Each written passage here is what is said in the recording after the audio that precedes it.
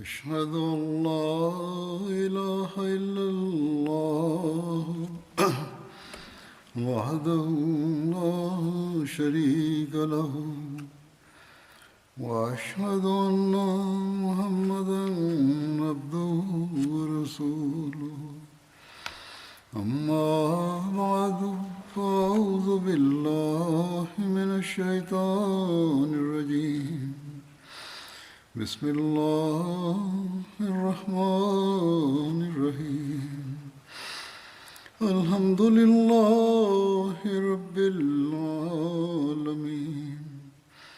الرحمن الرحيم مالك يوم الدين إياك نعبد وإياك نستعين اهدنا الصراط المستقيم صراط الذين أنعمت عليهم غير المغضوب عليهم.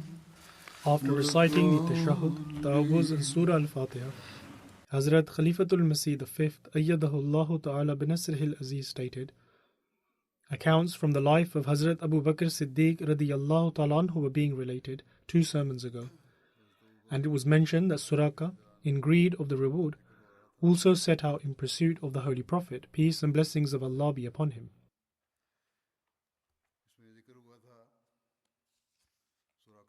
However, when the decree of Allah the Almighty created hurdles before him, at that time he requested the Holy Prophet, peace and blessings of Allah be upon him, to grant him protection when he would come into rule.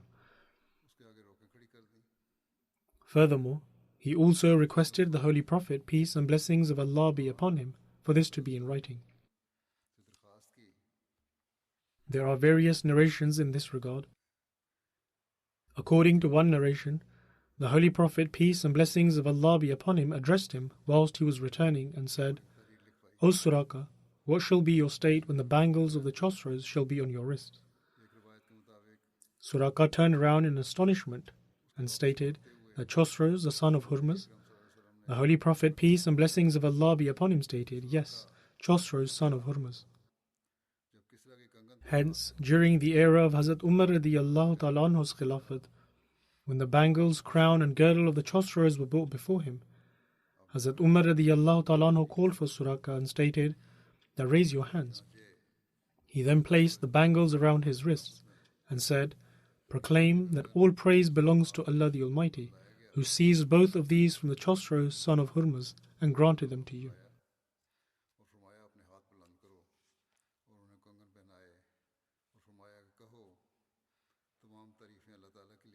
It is also mentioned that Suraka did not accept Islam during this migration, but did so when the Holy Prophet, peace and blessings of Allah be upon him, was returning from Hunain and Taif at a place called Jirana. Jirana is the name of a well located close to Mecca and on the way towards Taif. On that occasion, the Holy Prophet, peace and blessings of Allah be upon him, said to Suraka that what shall be your state when you shall wear the bangles of the Chosroes?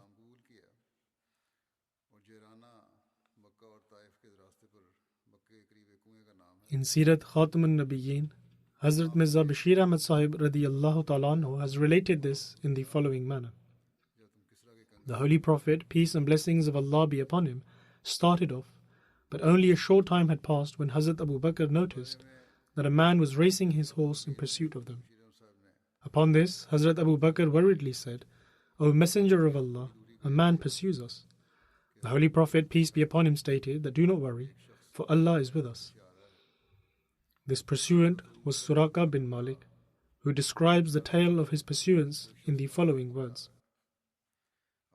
He states that when the Holy Prophet, peace and blessings of Allah be upon him, left Mecca, the infidels of the Quraysh announced that whosoever brings back the Holy Prophet, peace and blessings of Allah be upon him, O Abu Bakr, dead or alive, shall be given such and such a bounty. And this announcement was given to us through their messengers as well. This is being related by Suraka himself. He continues that after this, one day I was sitting in a gathering of my people, the Banu Mudlij, when one man from the Quraysh came to us and addressed me, saying that I have just seen two people to the coast of the sea, and I perceive that perhaps they are Muhammad, peace and blessings of Allah be upon him, and his companions. Suraka states that I immediately figured that this must be them. Following this, Hazrat Mirza Bashir Ahmad Sahib has mentioned the details of this incident, including Suraka's pursuit, the omen not showing in his favor, and also his horse sinking into the sand, all of which have already been mentioned.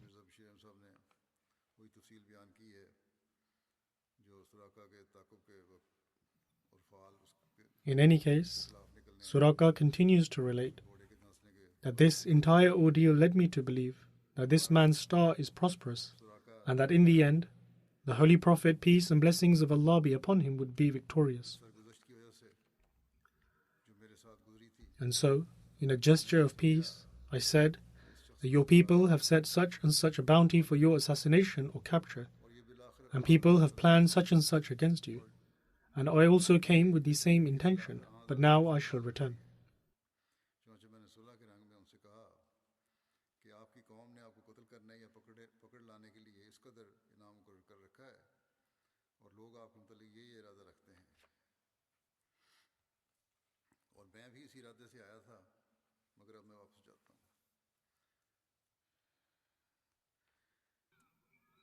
Then, with regards to further details about Suraka and the prophecy of the bangles of Chosroes, Hazrat Mirza Bashir Ahmad Sahib radiyallahu ta'ala anhu writes that when Suraka was about to return, the Holy Prophet, peace be upon him, said that what shall be your state when the bangles of the Chosroes shall be on your wrists?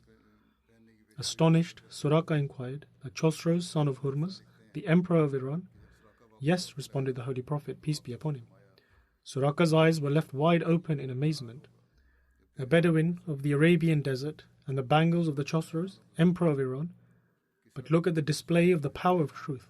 When Iran was conquered in the reign of Hazrat Umar radiyallahu ta'ala anhu, the treasure of the Chosroes came to the Muslims as spoils of war, and the bangles of the Chosroes also came to Medina in these spoils. Hazrat Umar radiyallahu ta'ala anhu summoned Suraka, who had become Muslim after the fall of Makkah, and put the bangles of the Chosroes on his wrists, which were laden with precious jewels.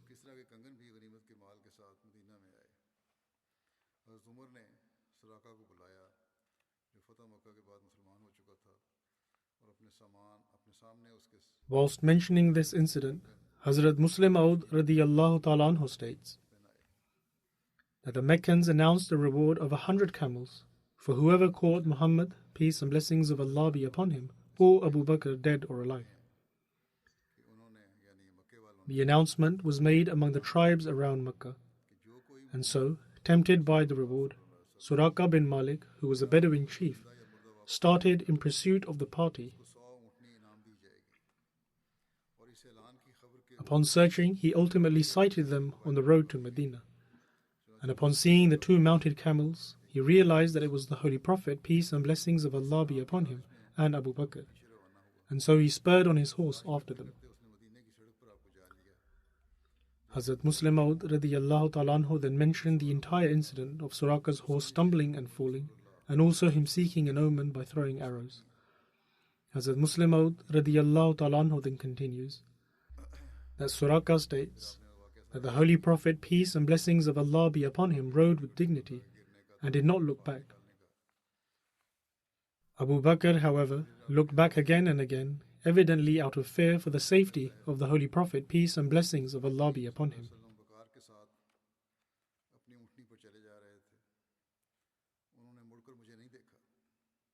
Then, after mentioning the details of the incident whereby Suraka pursued after them, Hazrat Muslim Aud radiyallahu ta'ala anhu further writes that just as Suraka was about to leave, the Holy Prophet, peace be upon him, received revelation from Allah the Almighty about the future events, and the Holy Prophet, peace be upon him, stated to him that Suraka, how will you feel when the gold bangles of the Chosroes will be on your wrists?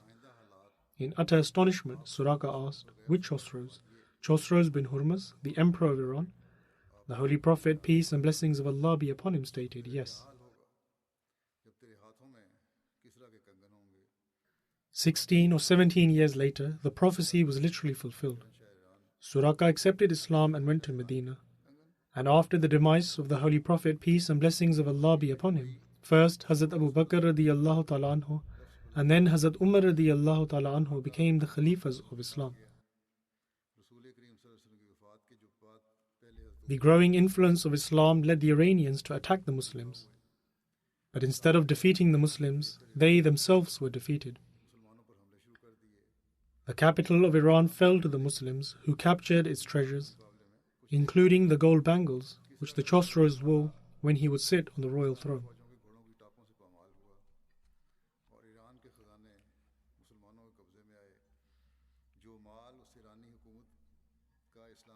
After becoming a Muslim, Suraka used to relate the incident of the migration with great pride. Thus, the Muslims were well aware that the Holy Prophet, peace and blessings of Allah be upon him, had stated to Suraka, that Suraka, how will you feel when the gold bangles of the Chosroes will be on your wrists? When the spoils of the war were placed before Hazrat Umar radiyallahu ta'ala anhu, he saw the gold bangles of Chosroes and recalled that very incident. It was a time of weakness in which the Messenger of Allah, peace and blessings of Allah be upon him, was forced to leave his city and migrate to Medina. And the reason why Suraka and other men raced their horses in pursuit of him was so that they could somehow bring him back to the Meccans alive and acquire the reward of 100 camels. It was in such a time that the Holy Prophet, peace and blessings of Allah be upon him, stated that Suraka, how will you feel with the gold bangles of Chosroes on your wrists?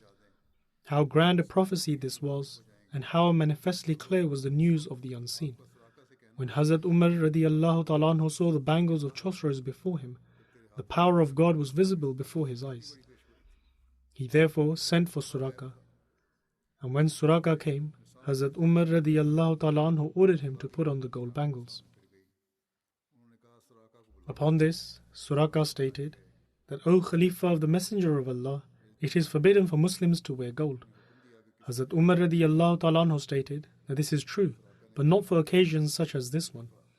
Allah the Almighty had shown the Holy Prophet, peace and blessings of Allah be upon him, that Chosroes' gold bangles were on your wrists. Therefore either you will wear them now, or then I will punish you. Suraka was only objecting out of deference to the Shariat. Otherwise he was as eager as anyone else to provide visible proof of the fulfillment of this great prophecy. And so Suraka put on the bangles, and the Muslims witnessed with their very eyes the fulfillment of this grand prophecy.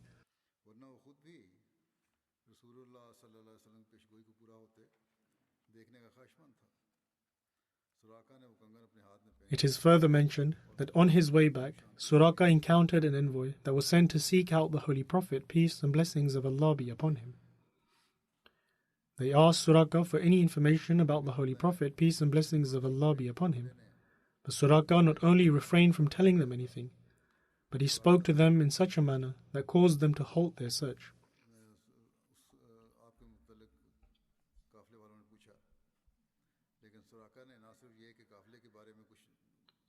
During this journey of migration, there is an incident recorded in reference to Ma'bad which is as follows.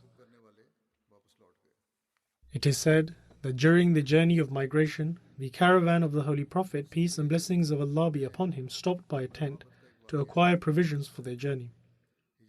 This was the tent of Ma'bad, whose real name was Atiqa bint Khalid. She belonged to the branch of the Khuza'a tribe from the Banu Ka'b.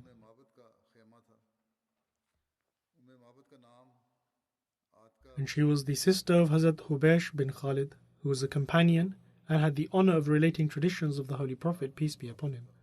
Ma'bad's husband was known as Abu Ma'bad, and it is said that he too had the honor of relating traditions of the Holy Prophet, peace be upon him. He passed away during the lifetime of the Holy Prophet, peace be upon him, and the exact name of Abu Ma'bad is not known. The tent of Ma'bad was located in Qudayd, which is a small village close to Mecca, located a few miles south of Rabiq. This is also where the altar of the well-known idol Manat was located, and the people of Medina would worship this idol. Ma'bad was a brave and strong woman who would sit by the front of her tent and feed those who pass by. The Holy Prophet, peace and blessings of Allah be upon him, and his companions asked to purchase meat and dates from her, but she did not have anything of what they required. At that point in time, the people of Ma'bad were impoverished and drought-stricken. Ma'bad said that if we had anything, we would not keep it from you.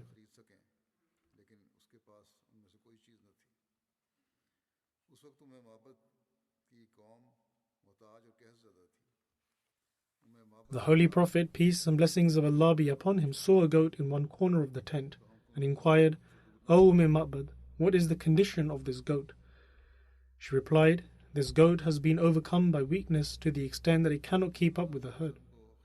In other words, it was so weak that it cannot even go out to graze with the rest of the herd.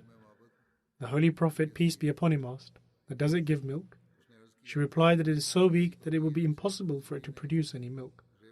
The Holy Prophet, peace be upon him, then asked, "Would you permit me to try and draw milk from it?" She said that if you sense that she will give milk, then by all means, I do not have any objection to it. And so the Holy Prophet, peace and blessings of Allah be upon him, was brought the goat. He passed his hand over her udder, and with the name of Allah, the Mighty and Powerful, prayed for the goat of Ma'bad to be blessed. The goat comfortably stood before the Holy Prophet, peace be upon him, and began to produce milk and ruminate.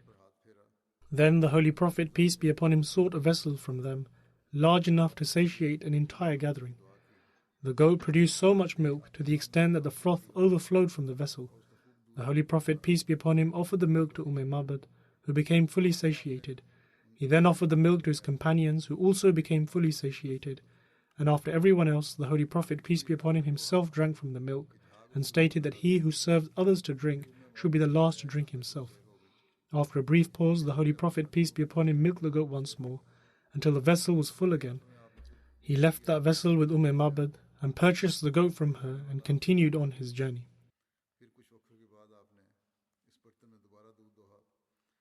It is written that on the one hand, the Holy Prophet, peace and blessings of Allah be upon him, and his exceptionally devoted companion who was with him on the journey, i.e. Hazrat Abu Bakr radiyallahu ta'ala anhu, were journeying with the divine help and in the shade of protective angels, while on the other hand, the Meccans had not given up in their search. They continued in their pursuit of the Holy Prophet, peace and blessings of Allah be upon him. And it so happened that the pursuit of a search party from the Quraysh led them to the tent of Ma'bad. As soon as they disembarked from their horses, they began to inquire about the Holy Prophet, peace and blessings of Allah be upon him. Ma'bad realized what was happening and stated that you are saying things that I have never heard of, and nor do I understand what you people are after. As soon as this search party became more aggressive in their questioning, this brave and astute woman said that if you don't leave from here at once, then I will call upon the people of my tribe. And so they recognized the status of this woman and thus realized that it would be better for them to leave.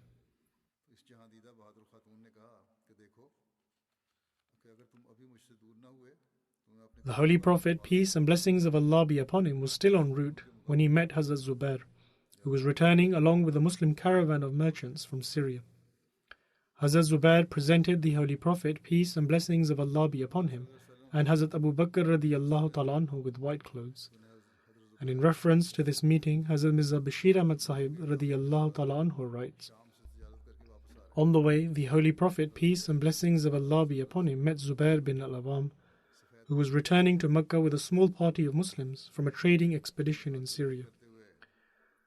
Zubair gifted a white set of clothing to the Holy Prophet, peace and blessings of Allah be upon him, and one to Hazrat Abu Bakr radiyallahu ta'ala anhu, and stated that after my return to Mecca, I too shall soon join you in Medina.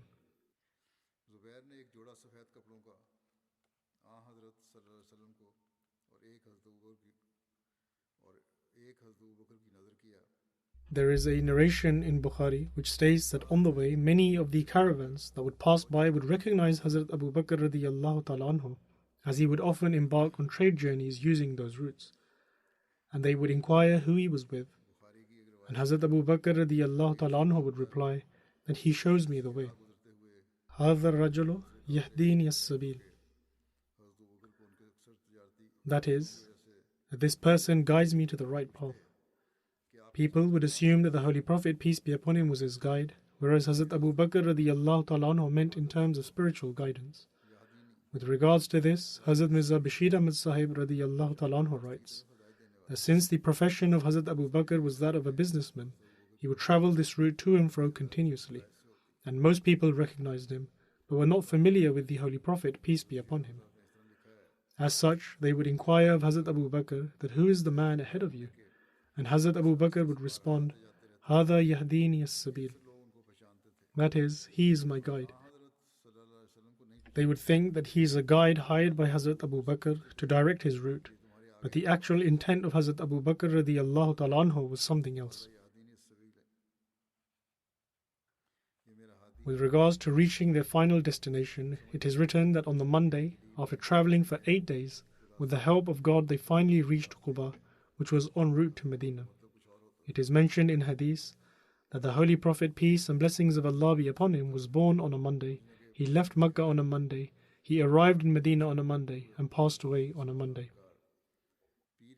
Quba was the name of a well, and the village thus became commonly known as Quba, where the Ansar tribe of the Banu Amr bin Auf lived.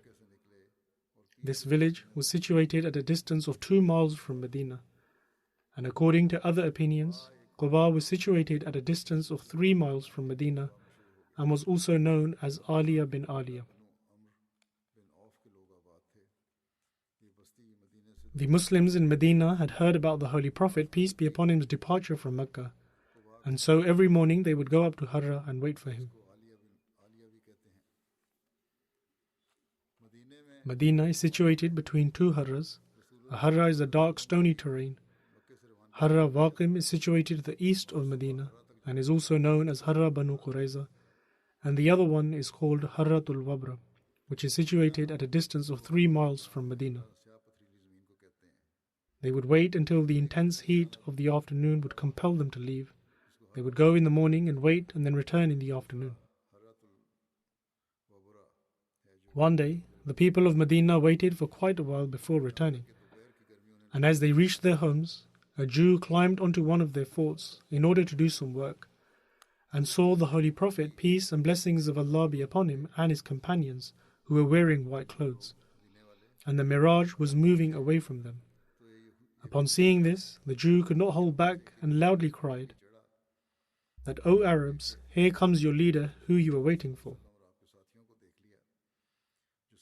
Upon this, the Muslims rushed for their weapons, and then met the Holy Prophet, peace and blessings of Allah be upon him, in the plains of Harra. The Holy Prophet, peace and blessings of Allah be upon him, along with the rest of the companions, turned to his right and reached the village of the Banu Amr bin Auf. This took place on a Monday in the month of Rabiul Awwal. Hazrat Abu Bakr radiallahu ta'ala anhu stood up for the people, whilst the Holy Prophet, peace be upon him, quietly remained seated. Those Ansar who had not previously met the Holy Prophet, peace be upon him, came and offered their greetings of peace to Hazrat Abu Bakr. When the sun began to shine upon the Holy Prophet, peace be upon him, Hazrat Abu Bakr stepped forward and created a shade for him with his mantle. It was then that people realized who the Holy Prophet, peace be upon him, was. The Holy Prophet, peace be upon him, spent more than 10 nights in the village of Banu Amr bin Auf, and according to a narration of Bukhari, he spent 14 nights, and laid the foundation for the mosque, regarding which it is stated that its foundations have been established upon taqwa, i.e. righteousness, and the Holy Prophet, peace be upon him, prayed inside it.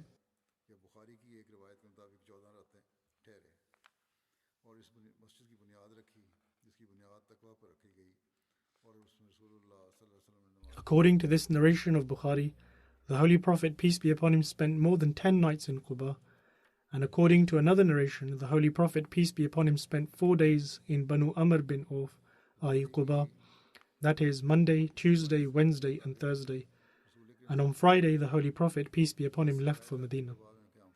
And according to another narration, it is said that the Holy Prophet, peace be upon him, spent 22 nights in Quba.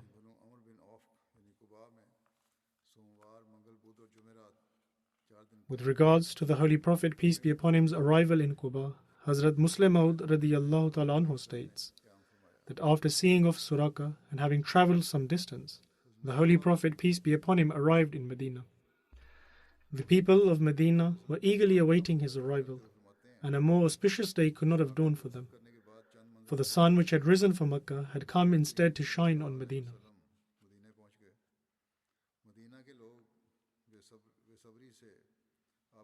The moment the people of Medina heard the news that the Holy Prophet, peace and blessings of Allah be upon him, was no longer in Mecca, they were expecting his arrival. Parties of them would travel miles out of Medina to look for him every morning, and they would return disappointed in the evening. When the Holy Prophet, peace and blessings of Allah be upon him, reached near Medina, he decided to stop for a while in Quba, which was a nearby village. A Jew saw their camels and realized that this was the caravan of the Holy Prophet, peace be upon him. And so he climbed a hillock and shouted, "O progeny of Kela!" Kela was the name of one of the grandmothers of the people of Medina, and hence they were also known as the progeny of Kela. He stated that he for whom you waited has come. Everyone in Medina who heard this cry rushed to Quba, while the people of Quba were overjoyed at the arrival of the Holy Prophet, peace be upon him, in their midst. The utter simplicity of the Holy Prophet, peace be upon him, is illustrated by an incident which took place at this time. Most people in Medina had not seen the Holy Prophet, peace and blessings of Allah be upon him, before. The Holy Prophet, peace be upon him, was sat under a tree outside of Quba, and people rushed towards them from Medina.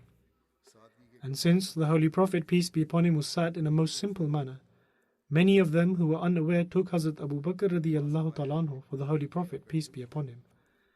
Hazrat Abu Bakr radiyallahu ta'ala anhu, though younger, had a greyer beard and was wearing slightly better clothes than the Holy Prophet, peace be upon him. Hence they would turn to him and sit in front of him with great respect. When Hazrat Abu Bakr radiyallahu ta'ala anhu saw this, he realized that people had made a mistake. And so he quickly rose and took his mantle and hung it against the sun, and submitted, "O Messenger of Allah, you are in the sun, and I make this shade for you." In this subtle manner, he made plain to the people their error.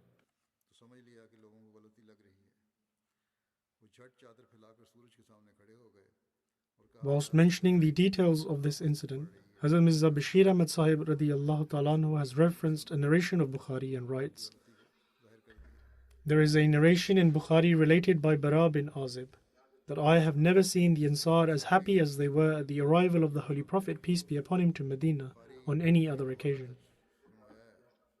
Tirmizi and Ibn Majah have related from Anas bin Malik that when the Holy Prophet, peace and blessings of Allah be upon him, arrived, we felt as if Medina had become illuminated, and on the day that the Holy Prophet, peace be upon him, passed away, the city of Medina never seemed darker.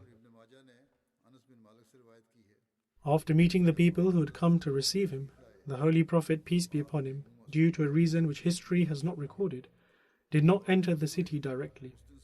Instead, the Holy Prophet, peace be upon him, travelled out of his way to the right and went to an elevated habitation named Quba, which was situated at a distance of 2 to 2.5 miles from the city. Various families of the Ansar resided here. Among them, the family of Amr bin Auf is distinct. And in that era, Kulsum bin al-Hidam was the chief of this family. The Ansar of Quba gave the Holy Prophet, peace be upon him, a very warm welcome, and the Holy Prophet, peace be upon him, stayed in the house of Kulsum bin al-Hidam. And those Muhajirin who had already reached Quba prior to the arrival of the Holy Prophet, peace be upon him, were residing in the home of Kulsum bin al-Hidam and other nobles from among the Ansar. Perhaps this is the reason behind the Holy Prophet, peace be upon him, deciding to first stop in Quba. In an instance, news of the arrival of the Holy Prophet, peace be upon him, spread throughout Medina, and all of the Muslims began to gather in troops at the residence of the Holy Prophet, peace be upon him, restlessly, in the fervour of their love. With regards to the construction of Masjid Quba, it is mentioned that when the Holy Prophet, peace be upon him, arrived in Quba, he laid the foundation for a mosque which is known as Masjid Quba. It is mentioned in Sahih Bukhari that the Holy Prophet, peace be upon him, spent more than 10 nights in the village of Banu Amr bin Auf and laid the foundation of a mosque, regarding which it is stated that its foundations were laid on taqwa, and the Holy Prophet, peace be upon him, also offered his prayers inside it. It is also mentioned in the narration that when the Holy Prophet, peace and blessings of Allah be upon him, laid the foundation, he first placed a stone in the direction of the Qibla.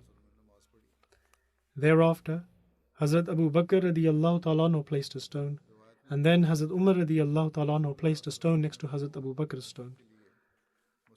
After this, the rest of the people began working on its construction. During the construction of Masjid Quba, the Holy Prophet, peace be upon him, would carry a stone tied to his stomach, and it would be a very heavy stone, and the Holy Prophet, peace be upon him, would then place it down. Others would come and would want to lift the stone, but they would be unable to do so. Upon this, the Holy Prophet, peace be upon him, would instruct them to leave it and to take another stone instead. In relation to Masjid Quba, it is mentioned that this was the very mosque whose foundations were established upon taqwa. However, according to some other narrations, it is said that Masjid Nabwi is the mosque whose foundations have been established upon taqwa.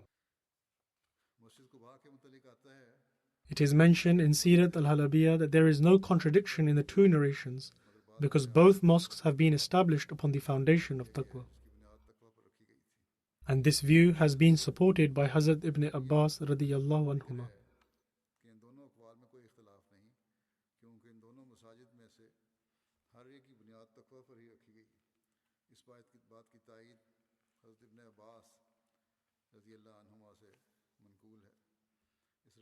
In his view, the foundations of all the mosques of Medina, in which Masjid Quba is included, were established upon taqwa.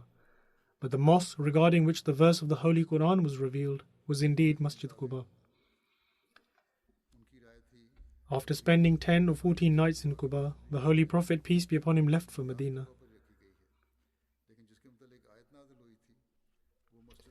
On the way, when the Holy Prophet, peace be upon him, reached the village of the Banu Salim bin Auf, it was a Friday, and the Holy Prophet, peace be upon him, along with the Muslims, offered the Jummah prayers in a mosque situated in the valley of Ranuna, and the total number of people was 100. The valley of Ranuna is situated to the south of Medina. Ever since the Holy Prophet, peace and blessings of Allah be upon him, offered his Jummah prayer there, it is known as Masjid al-Jummah.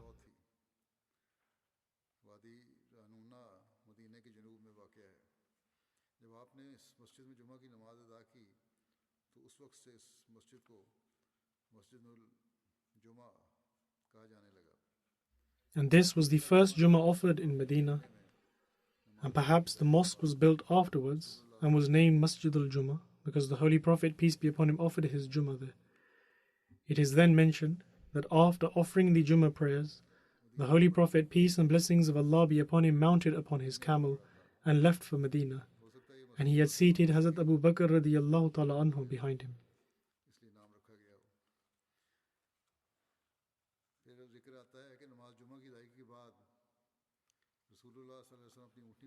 The greed of the reward made a lot of people pursue after the Holy Prophet, peace and blessings of Allah be upon him.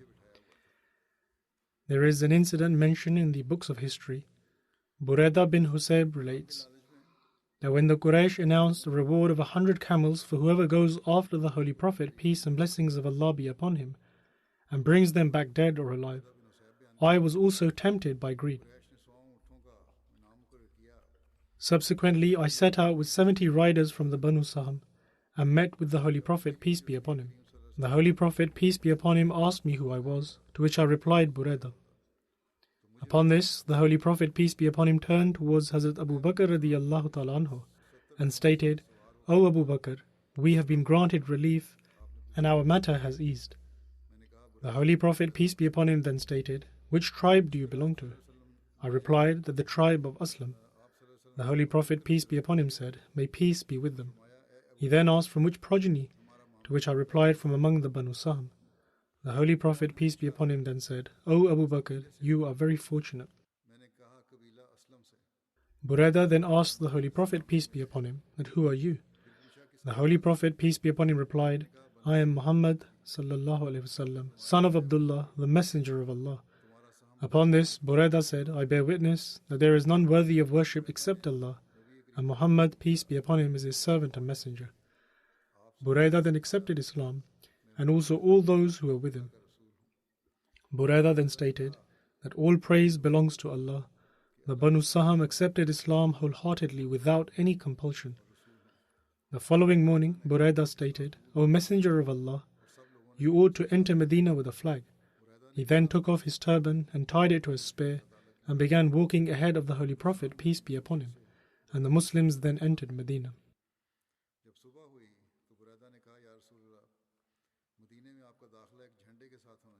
Regarding the Holy Prophet, peace and blessings of Allah be upon him, entering Medina, Hazrat Anas bin Malik has narrated an account in Sahih Bukhari as follows. The Messenger of Allah, peace and blessings of Allah be upon him, came to Medina and stayed in the upper part of Medina for 14 nights with a tribe called Banu Amr bin Auf. The Holy Prophet, peace be upon him, then sent for the chiefs of Banu Najjar, who came armed with their swords. And I remember this incident as if I can see the Holy Prophet, peace and blessings of Allah be upon him, riding his camel before my very eyes, and Hazrat Abu Bakr radiyallahu ta'ala anhu was riding behind him, and the chiefs of Banu Najjar were around him till he dismounted in the courtyard of Abu Ayyub. Mentioning this incident, Hazrat Mirza Bashir Ahmad Sahib radiyallahu ta'ala anhu writes that after a stay of more than 10 days in Quba, on Friday the Holy Prophet, peace be upon him, set out for the heart of the city. A large party from among the Ansar and Muhajireen accompanied the Holy Prophet, peace and blessings of Allah be upon him. The Holy Prophet, peace be upon him, was riding a camel, and Hazrat Abu Bakr was behind him. Slowly but surely this caravan began to advance towards the city. The time for Friday prayers arrived en route, and the Holy Prophet, peace be upon him, stopped in the neighborhood of the Banu Salim bin Auf. He delivered a sermon to his companions and led the Friday prayer. Historians write that although the Friday prayer had already begun, this was the first prayer service which the Holy Prophet, peace be upon him, led himself, and thereafter the formal practice of the Friday prayer began. From this narration, it also suggests that the mosque was built later. And after completing the Friday prayers, the caravan of the Holy Prophet, peace be upon him, continued to slowly proceed further. When the Holy Prophet, peace be upon him, would pass by the homes of the Muslims, in the fervour of their love they would move forward and say, O Messenger of Allah, peace be upon him, this is our home, and our wealth and lives are at your behest. We also possess means of protection. Please stay with us. The Holy Prophet, peace be upon him, would supplicate for their prosperity and slowly move towards the city. In the fervour of their happiness, the Muslim ladies and girls climbed the roofs of their homes and began singing, Tala al-Badru alayna min saniyat al-wada wajab al-shukru alayna ma da'a lillahi da. That today the full moon has risen upon us from the valleys of Mount Wada. For this reason, gratitude to Allah has become forever obligatory upon us. The Muslim children ran about in the streets and alleys of Medina singing, Muhammad, peace be upon him, has arrived. The Messenger of Allah, peace be upon him, has arrived. To express their happiness upon the arrival of the Holy Prophet, peace be upon him, the Abyssinian slaves of Medina would move about demonstrating their feats of swordsmanship. When the Holy Prophet, peace be upon him, entered the city, every individual desired that the Holy Prophet, peace be upon him, stay with him. Each and every person would advance to offer his services, and the Holy Prophet, peace be upon him, would respond lovingly to everyone and move forward until his she-camel reached the neighborhood of the Banu Najjar. At this place, the people of Banu Najjar stood in rows, decorated with arms to welcome the Holy Prophet, peace be upon him. The girls of this tribe were reciting the following couplet whilst beating their drums, Nahnu Jawarim min Bani Najjar, Ya Habbadha Muhammadan min Jar. That we are the girls of the Banu Najjar. How fortunate are we that Muhammad, peace be upon him, the Messenger of Allah, has come to stay in our neighborhood. With regards to the Holy Prophet, peace be upon him, calling over his family and the family of Hazrat Abu Bakr to Medina, Hazrat Muslim Maud radiyallahu ta'ala anhu writes that a short while after arriving in Medina, the Holy Prophet, peace be upon him, sent his freed slave Zayd to Mecca to bring his family and relatives.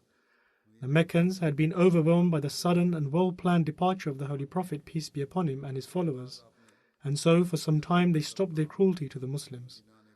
Owing to this, when the Prophet's family and the family of Abu Bakr left Mecca, they raised no objections.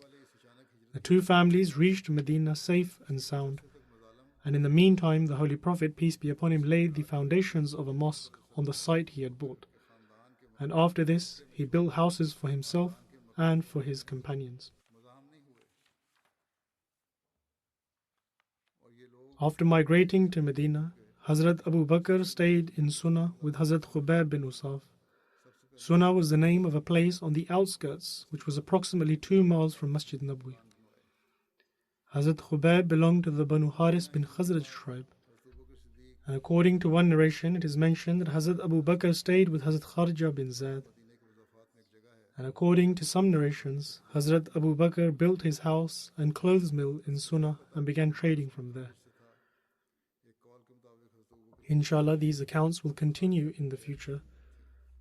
At present, I would like to speak about some deceased members, among whom the first mention is of Chaudhry Asghar Ali Klar Sahib, who was imprisoned in the way of Allah. He was the son of Muhammad Sharif Sahib Klar from Bahawalpur. On 10th January, he became unwell whilst he was in prison, and he passed away in hospital. Inna lillahi wa inna ilayhi raji'un. Verily to Allah we belong, and to Him shall we return. In this way, he will be counted amongst the martyrs.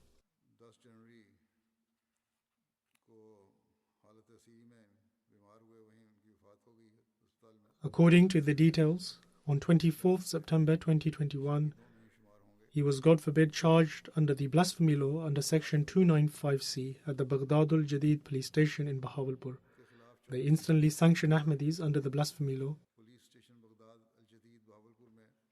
He was arrested on 26th September, after which the deceased remained in Bahawalpur jail. On 4th January, the deceased was transferred to Bahawalpur hospital after vomiting blood and received treatment at the hospital. However, on 10th January, just before the time of Fajr, he passed away in hospital whilst in a state of imprisonment. Inna lillahi wa inna ilayhi raji'un. Verily to Allah we belong, and to Him shall we return. At the time of his demise, he was 70 years old. On 8th January, there was a court hearing for Asghar Sahib's bail request. However, the police did not bring the records, owing to which the hearing was postponed to 11th January. However, before the verdict, the deceased passed away and met with his Creator. Asghar Sahib was a prisoner in the way of Allah for 3 months and 15 days.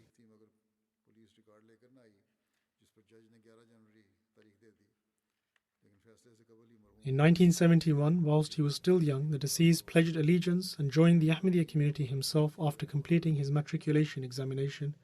He was the only Ahmadi in his family and had to face a lot of opposition due to it. However, he always remained steadfast. He obtained a master's degree in maths from FC College Lahore. During his studies, because he had accepted Ahmadiyyat, his parents stopped supporting him financially and placed a condition stating that they would only help pay for his studies if he left Ahmadiyyat. Despite this, he remained steadfast and paid for his studies by giving tuition to other children. Later on, upon seeing his steadfastness and righteousness, his father stopped his opposition. And one virtue on part of his father was that he feared that his son, who was an Ahmadi, would not be given his share from his inheritance, and so his father decided to transfer his share in his lifetime. By the grace of Allah the Almighty, the deceased gave wasiyat at a rate of 1/8 and would readily partake in financial initiatives. He would pay the full amount of chanda with the announcement of the new year. He had a sincere bond of love with Khilafat. Hospitality and respect for life devotees and guests from the central headquarters was a particular quality of his. He would offer his car to be used in the official Jamaat visits. He had a passion to propagate the message of Islam and would bravely invite others towards Allah the Almighty. Allah the Almighty enabled many righteous souls to accept the message of Ahmadiyyat and join the Jamaat through Asghar Sahib. Aside from being regular in fasting and the obligatory prayers, he was regular in offering the Tahajjud prayers. He would look after the poor and was always willing to help and assist others. Despite opposition from his family members, he would help every single member of his family financially and was courteous towards them. The deceased had a deep yearning to attain martyrdom, and Allah the Almighty fulfilled his wish in this way. Asghar Sahib's wife says that whilst he was in jail during a visit, he said that Allah the Almighty had conveyed the greetings of peace to him 3 times. He narrated another dream in which he saw his body leaving the jail. The deceased served as Nazim Ansarullah, Zaim-e-Ala of Bahawalpur city, Secretary Dawat Ilallah, Secretary Waqf Jadid, Secretary Islah Urshad of the district, and at the time of his demise, he was serving as the Qazi of the district.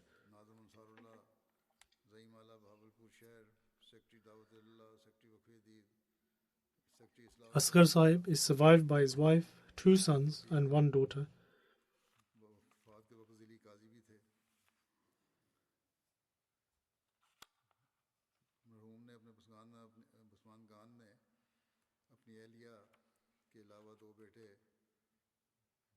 One of his sons is abroad, and his daughter is in Canada.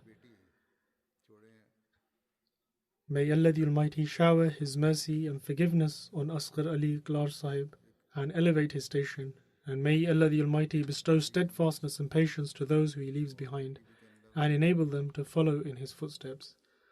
Also, pray for others who have been imprisoned in the way of Allah, and may Allah ensure the means for their release.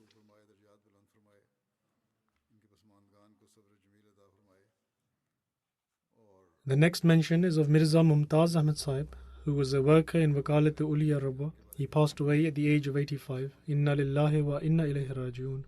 Verily to Allah we belong, and to Him shall we return.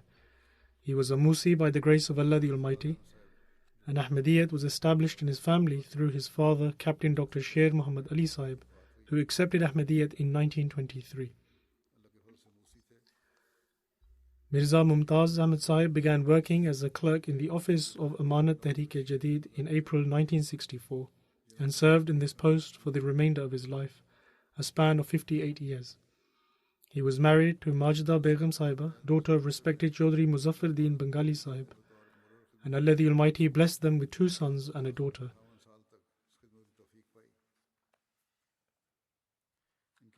His grandson Khalid Mansoor writes, "And my grandfather always encouraged us to continue serving the Jamaat. He would explain to us the importance of praying in congregation and enjoined us to do so." He says that after my father passed away, my grandfather never let me feel his absence. I always found him to be a friend and always saw him busy with Jamaat work. He was an exemplary friend, father and worker of the Jamaat. He treated everyone with love, compassion and kindness. He was very punctual and would highlight its importance. Saeed Ahmad Sahib, one of the workers who had the opportunity of working alongside him, says that I had the opportunity to work alongside him for quite some time. He worked in a very meticulous manner, and after completing his work, he would help his colleagues in their work as well. Luqman Saqib Sahib, a missionary, says that I observed that despite being physically frail, he would complete the tasks entrusted to him with efficiency and in an excellent manner. His memory remained remarkable until the very end, and he could immediately recall matters from many years ago and would specify which files they were and where they could be found.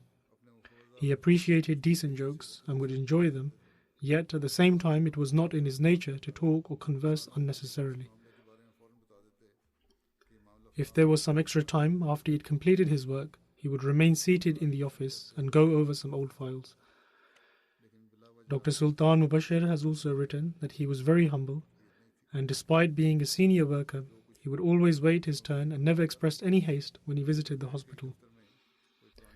One of his great qualities was showing gratefulness and appreciation, and he was also extremely patient. Despite enduring an extended illness which caused great discomfort, he never became impatient.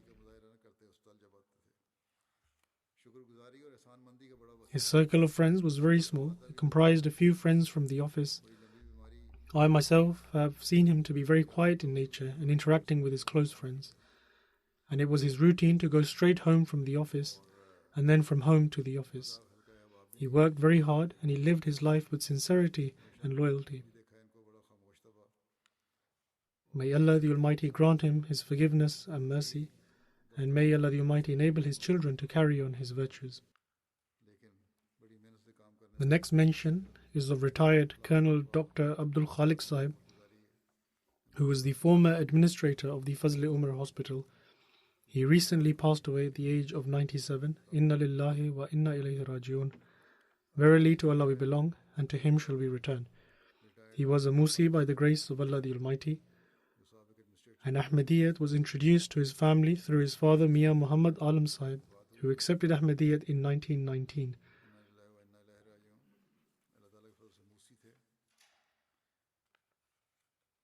And Dr. Abdul Khalik Sahib accepted Ahmadiyyat in 1938.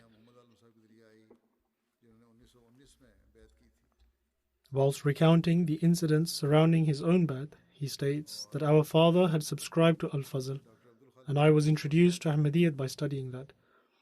Then in 1938, the 3 of us siblings accepted Ahmadiyyat, Our respected mother was regular in offering prayers and fasting, and she also accepted Ahmadiyyat a short while after us. He further states that I went to Qadian for the first time on the occasion of Jalsa in 1939, which was also the Jubilee Jalsa, after which I would often attend the Jalsa. His wife passed away in 1987, and they had 2 sons and 2 daughters. One of his sons is Dr. Abdul Bari, who is the Amir of Jamaat Ahmadiyya in Islamabad.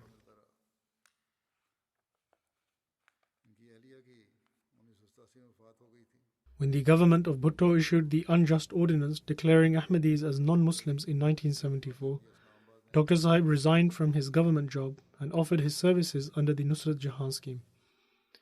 In 1977, he was sent by the central headquarters to Sierra Leone, where he served humanity for 3 years. Then in 1992, PIA started flights to Tashkent. Seeing this as an opportunity, Dr. Sahib requested to do Waqf-e Arzi, i.e. temporary period of devoted service, in Tashkent and Uzbekistan. The central headquarters approved this request, and he, along with his younger sister, travelled to Samarkand and Bukhara, where they spent their Waqf-e Arzi. During this time, he selflessly served humanity and also had the honour of spreading the message of Ahmadiyyat. In 1994, Hazrat Khalifatul Masih IV rahimahullah appointed him as the administrator of the Fazl Umar Hospital in Rabwa, a post in which he served until 2005, a period of more than 10 years. And various construction and expansion projects were completed during his time.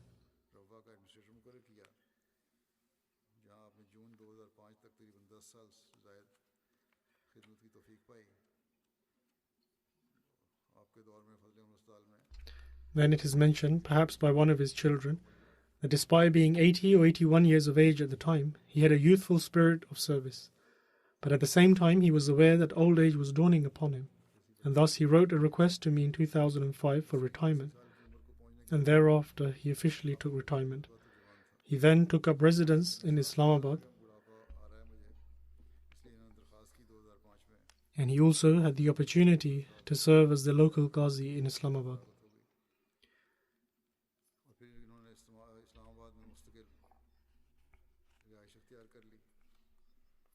His elder son, Dr. Abdul Bari, says that he was always mindful of his children's religious and moral training, and he would recite the Holy Quran throughout the day, and this was his favorite practice. He further states that whenever decisions had to be made in important matters, he would always decide in light of the Holy Quran.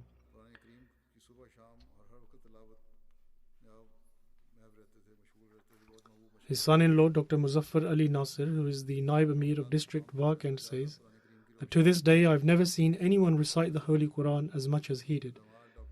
He truly loved the Quran, and once when he was discharged from the hospital, the staff was sad, saying that who would recite the Holy Quran to them. His regularity in offering tahajjud, whether in the winter or the summer, was exemplary for us. He had a deep love for Khilafat and the Jamaat, and he led a simple life and never complained.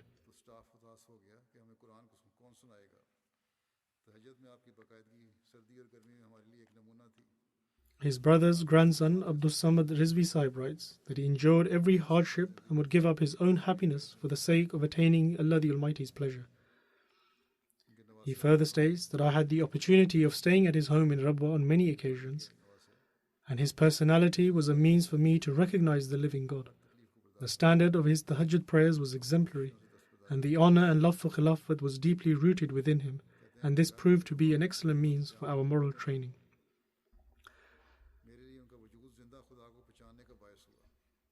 Dr. Abdul Khalik, a doctor at the Fazl Umar Hospital, says that he was very kind to the young doctors at the hospital and would encourage the senior doctors to pay special attention to the younger doctors' training.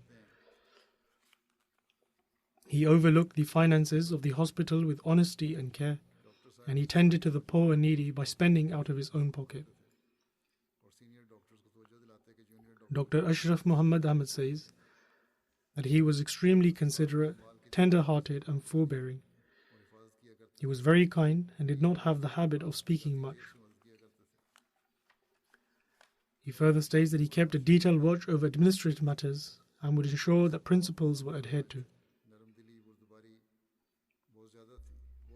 He would encourage other doctors to undertake Waqf-e Arzi at Fazl Umar Hospital, including his sons and his son-in-laws.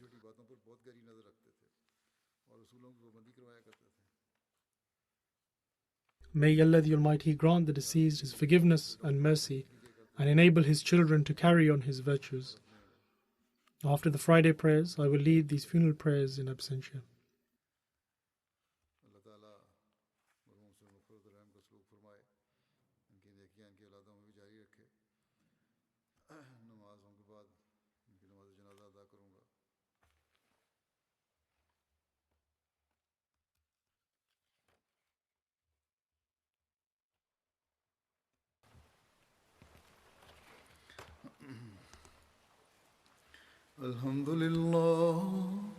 الحمد لله نحمده ونستعينه ونستغفره ونؤمن به ونتوكل عليه ونعوذ بالله من شرور أنفسنا ومن سيئات أعمالنا من يهده الله فلا مضل له ومن يضلل فلا هادي له ونشهد أن لا إله إلا الله ونشهد أن محمدا عبده ورسوله عباد الله رحمكم الله إن الله يأمر بالعدل والإحسان وإيتاء ذي القربى